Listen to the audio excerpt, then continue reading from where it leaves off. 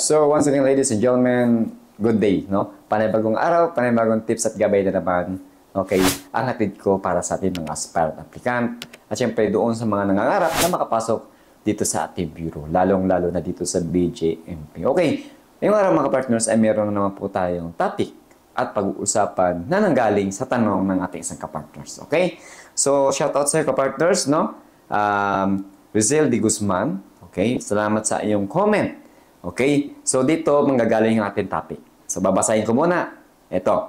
Sir, pwede ba maging escort kahit non-professional ang driver's license ng isang jail officer? Yon. Thank you sa iyong katanungan ka-partners. At meron na naman tayong pag-uusapan at itatopic dito sa video na ito. Bago ko sagutin mga partners, ipapasok ko muna yung ating intro. Let's go.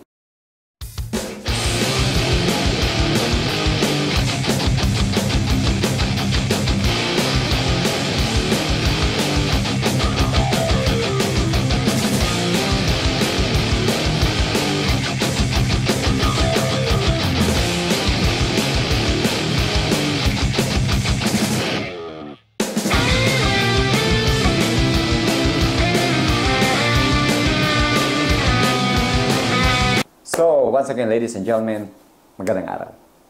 So, ngayong araw ito mga partners ay meron nakapagpukaw na naman ng aking damdamin. Yan. At merong naging interesting na naman na katanungan galing sa isang kapartners natin. Okay? Shoutout sa iyo, Rizel de Guzman. No? Thank you sa iyong comment. At meron na naman po tayong topic para sa for the awareness and additional information para sa ating mga aspirant applicant at mga kapartners natin dyan. Okay, ang kanyang katanungan kasi mga kapartners ay no, pwede ba maging isang escorting, no? O pwede ba maging escort officer? Okay, ang isang jail officer na ang kanyang license or driver's license is non-professional, hindi professional. Okay? So, ito na partners, no? Ang kasagutan ko ba, ang sagot ko po diyan mga partners ay yes. Pwede po maging escort officer ang isang jail officer kahit na wala po siyang driver's license. Kahit na non-professional yung kanyang driver's license o kahit na professional ang kanyang driver's license. Okay? Ang pinag-uusapan po dito ay escorting. Okay? Sa escorting unit, kahit na ano ang iyong profession, no? Pwede at pwedeng-pwede kang maging escort officer mga kapartners. Okay? So yung mga partners, no? Regarding naman sa driver's license, mga partners, no? Sa pagiging driver, mga partners, dito tayo sa pagiging driver, okay? Driver ng isang government vehicle. Okay? Ang inaalaw ng rules of law ng LTO is only professional license, driver's license, ang po pwedeng maging drive o magdadrive ng isang government vehicle. Yes po. Yun po ang rules of law ng LTO. No? Only professional dapat ang iyong license para makapagmaneho ka ng government property o government vehicles. Okay? So, ang mga non-pro, no? Sabi nga sa batas ng LTO ay mga private vehicles lang ang pwede mong i-maneho. Okay? For example, no? Case-to-case basis mga kapartners. Nagkaroon ng emergency at ang iyong driver's license is non-professional, pwede ba mag-drive? Yes po. Case-to-case basis, meron pa mga exemption. Okay? Pag sinabing case-to-case basis, kung ano po ang nangyari that day, no?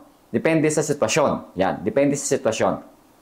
Okay? Pero, in general rule, bawal po talaga ang maging designated driver ang non-pro, dapat professional. Yes po, kahit sa amin, dito sa BGMP, kapag ang mga drivers namin dito is professional license po. The professional driver's license po ang meron kami. Okay mga partners? So yun, sa tanong ng isang kapartners natin kung non-pro or professional, no? Hindi po pinag-uusapan dito ang driver's license kapartners kapag ikaw ay isang escort officer. No? As long as ikaw ay jail officer, okay? Pwede kang maging escort officer ka-partner. Yes po. Sabi ko kanina, binanggit ko kanina, kahit na anong profession ka, kahit mapa-nurse ka, mapa-engineer ka, mapa-teacher man yung profession mo, criminologist, no? Kahit na HRM man, kahit anong profession, pwede kang maging escort officer. Bakit? Kasi uniformado po tayo, kapartners. Yes po, uniformado po tayo. Lahat ng unit, lahat ng pwedeng maging trabaho ng isang jail officer ay pwede mo po maging designation. As long as kaya mo, as long as masaya ka, as long as willing ka na ma-assign doon, why not? Kung ikaw ay isang nurse, yes po, pwede ka pong maging isang star team, mapabilang ka sa elite unit ng BGMP na star team. Yes po. Pero kung ayaw mo naman, ang iyong puso sa health unit, yes, pwede po. As long as sabi ko nga, willing ka, masaya ka, go for it.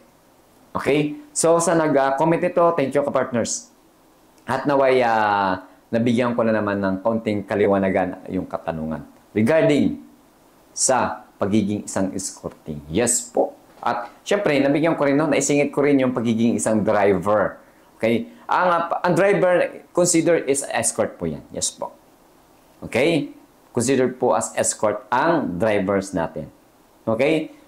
Pero kung pag-uusapan natin, ang driver's license dapat po, okay, LTO rules, okay, dapat professional ang iyong license. At yan po talaga ang, okay, sinusunod ng ating bureau. Okay, yan ang mandate ng ating bureau. Dapat professional. Para if in case man, may mangyari, no, regarding sa, alam niyo naman, ang disgrasya sa kalsada, ay hindi natin masasabi. No? Once na nagmaneho tayo, ang disgrasya laging nasa paligid lang natin. Okay? Hindi naman natin sinasadya. No? Ang disgrasya hindi sinasadya. Okay? Meron tayong laban. Okay? Na sumusunod tayo sa batas ng kalsada. Okay? So, dahil dyan, no? Siyempre, magiging safe both parties. Okay? Kung sumusunod sa legal. Okay? So, wag tayo yung porket may driver's license lang, drive lang tayo ng drive kahit may student license siya, no? So, dito, ang bureau ay sumusunod kung ano ang mandato ng LTO. So, yun mga partners, no, nawaya, yun. Naging interesting kayo sa ating topic ngayong araw na ito. At ako, yun, sa pagbabasa ko, nag-scroll ako ka-partners, nababasa ko yung mga magagandang topic, magagandang comment na gagawa natin ng kalinawan or syempre topic at pag-uusapan dito sa ating YouTube channel. Okay?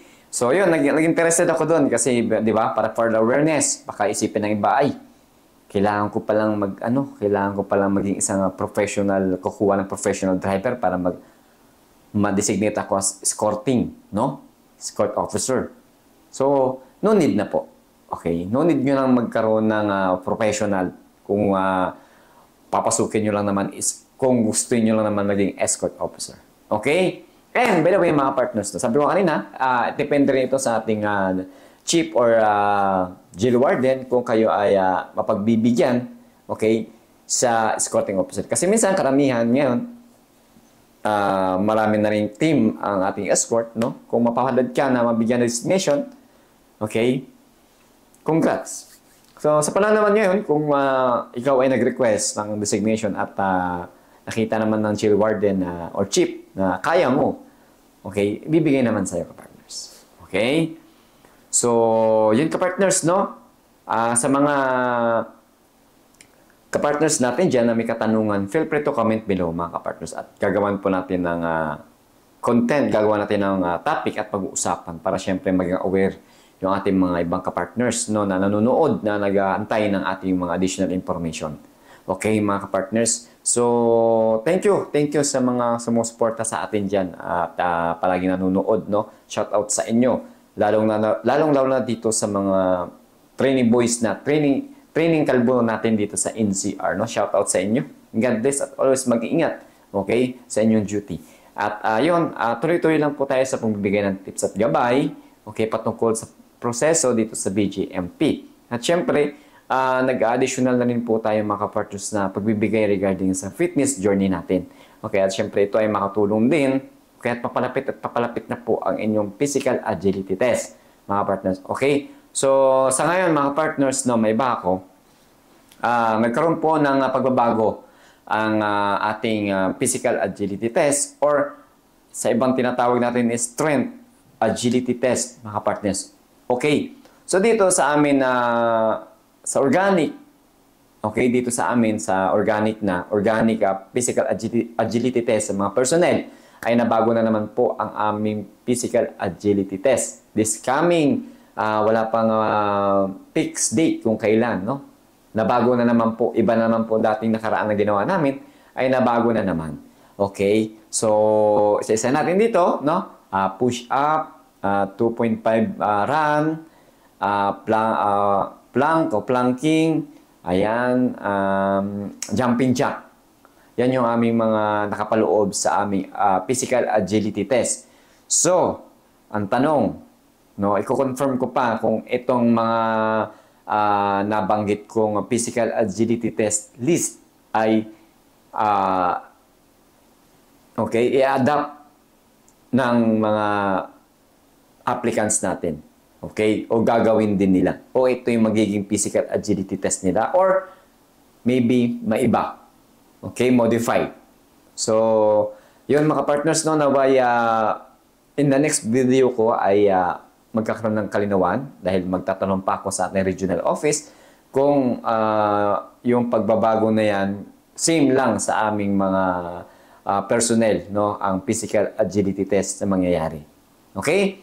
By the way, sa mga aspirant applicant natin na I think wala pa, hindi pa, ang iba wala pa, hindi pa tapos o wala pang nakapag-conduct ng physical agility test o hindi pa nila na-encounter. Okay? So dahil sa ngayon ay waiting ang iba sa final interview o final deliberation. Ayan. Okay? So, next video, sisikapin ko na makakuha ng information legit sa ating source kung ano-ano ang list ng inyong physical agility test. Okay, sa ngayon, yun lang muna. Okay, mga partners, at maraming salamat. Hanggang dito na lang po muna tayo, mga partners. Lagi kong sinasabi na bilang isang aplikante, be confident. Okay, kung anong meron ka, i-showcase mo yun. Huwag niyong itago. Dahil pag tinago nyo, kayo lang nakakaalam. Okay? At syempre, magtiwala sa itaas dahil siya lang ang maasahan ninyo during your journey sa proseso sa pag-apply dito sa BGMP. At maging mabuting tao sa kapwa dahil baka ang kapwa na yan pa yung makatulong sa inyo in the future. Okay? And grab the opportunity kahit maliit man yan. Kung gaano kaliit yan. Okay? At hanggang dito na mga partners tayo kung sinasabi, no? Maraming salamat sa ating mga solid subscriber. Okay?